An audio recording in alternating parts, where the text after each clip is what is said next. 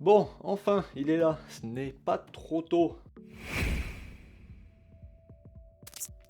Outre ceci, tout de même, salut, j'espère que vous allez bien. Et aujourd'hui, on va se retrouver donc pour une petite vidéo, on va dire sans prétention et relativement basique, d'unboxing. Voilà, parce que c'est du stuff que j'attends depuis un bon mois, largement. Ouais, parce que j'ai passé cette commande fin décembre. Et ça commençait clairement à me taquiner un peu. Voilà, qui mettent aussi, qui mettent pardon, autant de temps à arriver. Et surtout qui va m'être vachement utile pour certains projets que j'ai. Et on va peut-être pouvoir passer à la vitesse supérieure, même si la météo n'est pas forcément adéquate. Donc hop là, petit couteau.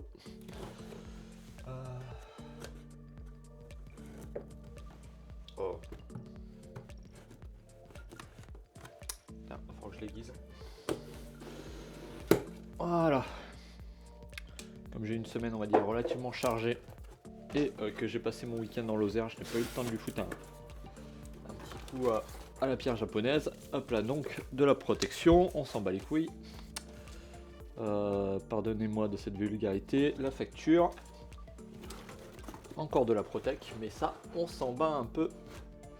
Voilà. On va attaquer par ça. Donc un petit 50 f1.4 série Art.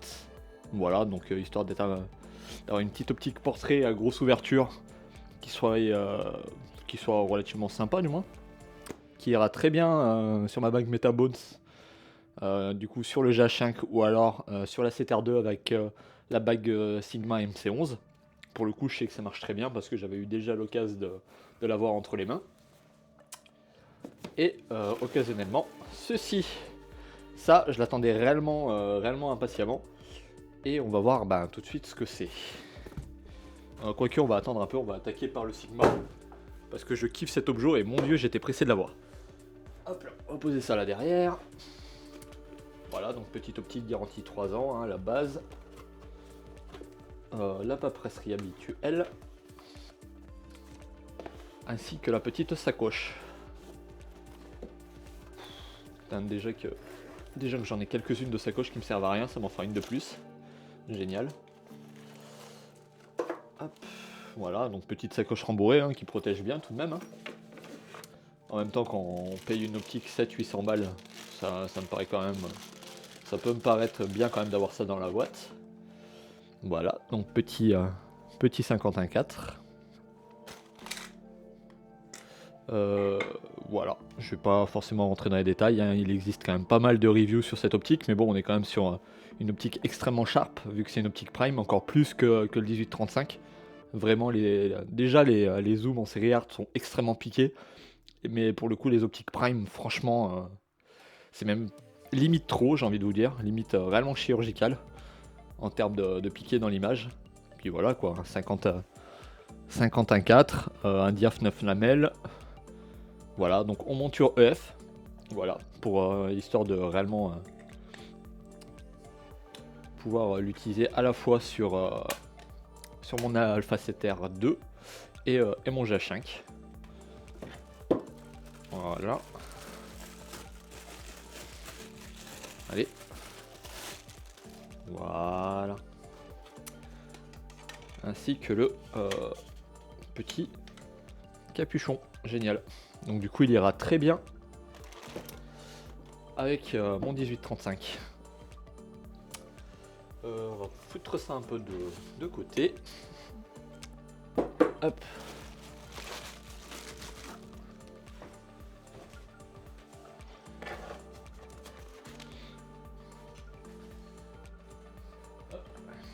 Et je vais vous parler de ceci. Alors ceci, donc c'est le SLR Magic Rangefinder. Alors c'est pas, on va dire que c'est peu commun. C'est d'ailleurs grâce à lui que ma commande a mis autant de temps parce que c'est quasi introuvable en France. Donc le temps que ça arrive des États-Unis, je pense pour le coup, à moins qu'ils ont pu peut-être se fournir en Angleterre, je pense. Mais du moins ils y avaient pas en stock, du moins c'était que sur commande. Donc c'est un petit truc, on va dire assez spécifique à certains setups anamorphiques. Donc il existe divers moyens de filmer en anamorphique.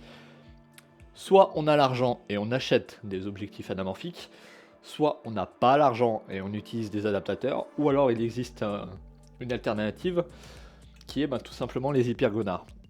Donc c'est des lentilles de projection anamorphique qui désqueezent l'image en sortie de projecteur. C'est comme un objectif anamorphique, à différence près, c'est qu'il n'y a pas de diaphragme derrière. Enfin voilà, rien d'extraordinaire. Donc généralement, ce qu'on peut faire, c'est bêtement utiliser ce type d'optique sur de le monter sur un objectif totalement standard. Bon là pour le coup c'est un 44 M4 de chez Helios.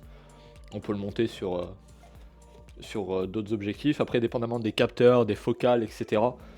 Des fois on va un peu choper le bord du truc et on va se retrouver avec un fort vignettage, donc c'est pas forcément pratique. Donc il faut réellement faire attention à ça. Mais voilà, allez, vise-toi.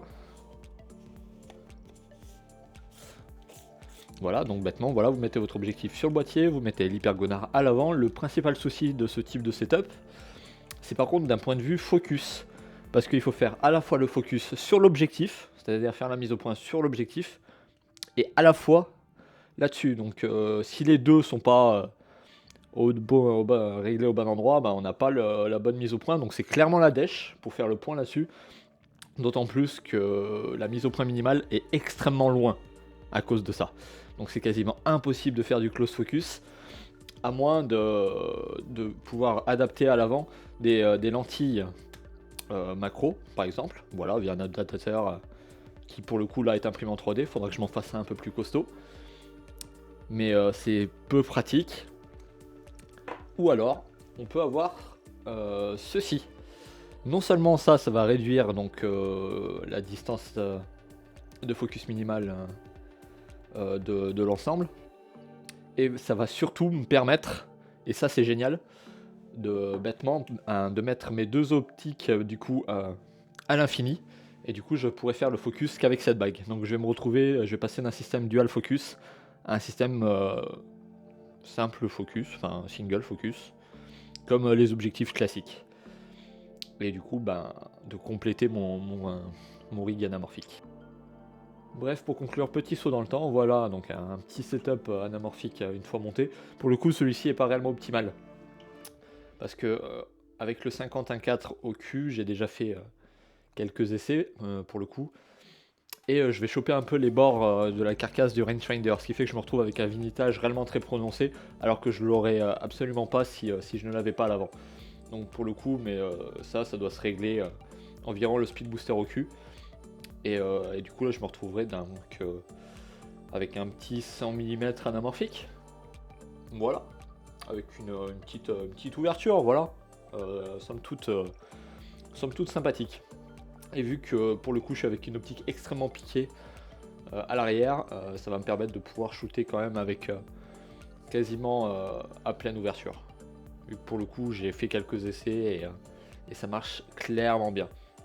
Après on reste quand même sur de l'anamorphique et généralement ce type de setup là casse quand même pas mal le piqué de l'optique, mais vu que pour le coup celui-là on a limite trop, ça me dérange pas forcément. Surtout que là c'est plus pour un look cinématique et réellement cinéma, et pour le coup on a toujours une image assez soft à l'image.